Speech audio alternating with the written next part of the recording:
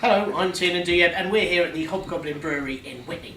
And I'm joined by the very, very funny comedian, Mr. Chirs Turner, who doesn't have a beer and I do. Does that make you jealous? It does, very much so.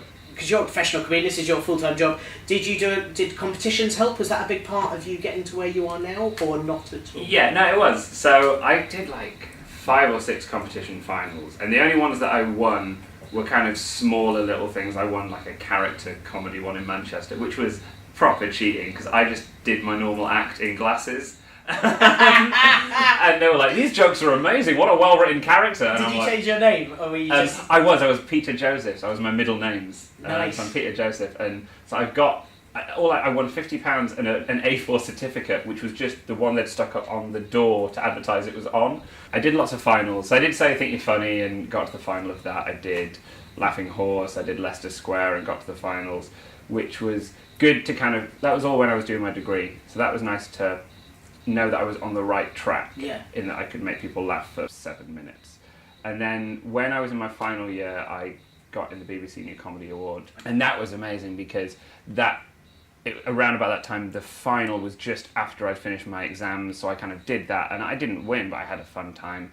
Having been in the finals meant people would just, they know your name a little bit more. I think the main value of awards for me and competing was to hone like a 5 to 7 minute set, and especially because I did those like 3 competitions over 3 different years. Every year you're kind of sharpening this set. That means when you're going in to do a 10-minute tryout spot in a weekend club, which is going to step you up to actually making money, you know you can like solidly make them laugh for 10 minutes. Then it's a different question of stepping up to 15 and 20 minutes, which is why some competition finalists don't necessarily step up to... So do you think there's more... Are you saying you think there's more value in just almost having the gigs as experience, rather than... But you don't think getting to the final helped at all? I think getting to the final did help in that I got reviewed a lot earlier than I would have otherwise. I think a lot of people, if you're not in a final, when are you going to be reviewed by someone who knows what they're talking about?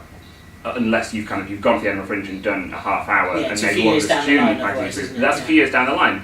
So a year in to have Chortle come and review you, like that helped me because they go, well, this is good about what he's doing. This is maybe a little too similar to other acts. This is bad.